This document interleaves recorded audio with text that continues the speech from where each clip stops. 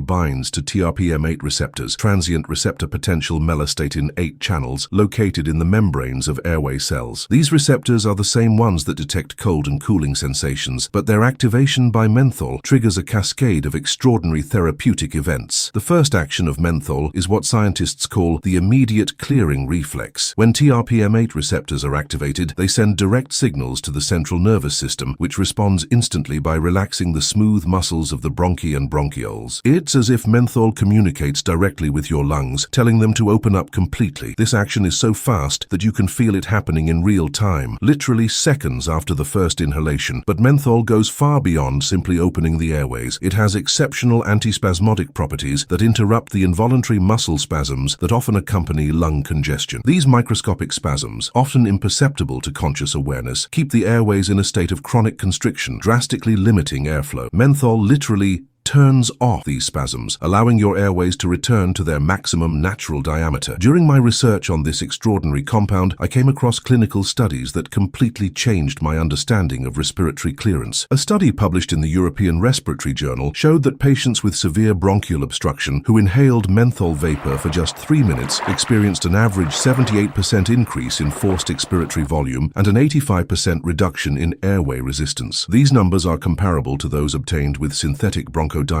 but without any of the dangerous cardiovascular side effects. What makes peppermint absolutely revolutionary is its action on what pulmonologists call active mucociliary clearance. Menthol not only opens the airways, but also dramatically stimulates the activity of the cilia, those microscopic hair-like structures that line our lungs and serve to sweep impurities out. Studies show that menthol can increase cilia beat frequency by up to 400%, creating a cleaning storm that removes mucus, toxins, and polluting particles with extraordinary efficiency. Another fascinating aspect of menthol is its ability to modulate mucus production. When there is lung congestion, there is often an imbalance in the quality of respiratory secretions. The mucus becomes excessively thick and sticky, making it difficult to eliminate. Menthol acts directly on the goblet cells responsible for mucus production, stimulating them to produce more fluid and less viscous secretions, which are easily removed by the supercharged cilia. The correct preparation of peppermint for therapeutic inhalation requires specific techniques to maximize the release and preservation of active menthol. Always use fresh peppermint leaves, never dried or processed. Menthol is a volatile compound that is extremely sensitive to excessive heat. Very high temperatures destroy its molecular structure and eliminate its therapeutic effects. I take approximately 25 fresh peppermint leaves, always choosing the most aromatic and dark green ones. I quickly wash them in cold water and gently crush the leaves between my palms to break the cells and release the essential oils. It is important to do this immediately before use, as menthol begins to volatilize as soon as the cells are broken. In a pot with 2 liters of water, I heat it to approximately 85 degrees Celsius, hot enough to create abundant steam, but not boiling vigorously. I add the crushed leaves and immediately reduce the heat to low, maintaining a constant temperature. The infusion time is crucial. Just 3 minutes is enough to extract therapeutic concentrations of menthol without degrading the active compounds. The experience of inhaling peppermint vapor is immediate and dramatically transformative. In the first few seconds, you feel an intense cooling sensation that instantly penetrates your nasal passages and spreads throughout your respiratory system. This sensation is not just thermal, it is neurological, the result of the activation of TRPM8 receptors throughout your airways. In the first minute, what I call an explosive opening occurs. You literally feel your airways expanding in real time. It's a unique and unmistakable sensation, as if someone has removed a physical obstruction you didn't even know was there. Many people are surprised to find that they can breathe in volumes of air that seemed impossible just seconds before. Between the second and third minutes, the mucolytic action of menthol kicks in intensely. You may experience sudden, productive coughing, clearing mucus that has been stuck for days or even weeks. This coughing is often accompanied by a feeling of deep cleansing, as if layers of congestion are being removed one by one. In the fourth minute, many people experience what I describe as crystal clear breathing. The air seems to flow with an ease and purity that you may not have felt in years. There is an almost liquid quality to the breath. The air enters and leaves the lungs without any resistance or obstruction. In the final minutes of the session, you often develop a renewed awareness of your actual breathing capacity. It is common to find that you can hold your breath for much longer than before, or that you can talk for extended periods without becoming breathless. This is because menthol not only removes obstructions, but also optimizes the efficiency of the entire respiratory system. To maximize the decongestant effects, I recommend performing specific breathing movements during inhalation with peppermint. Alternate between deep, slow breaths and faster, shallower breaths. This variation stimulates different groups of respiratory muscles and ensures that the menthol reaches all areas of the lungs. Peppermint is truly the most powerful natural decongestant there is, an instant key to unlocking all the breathing capacity that was dormant within you.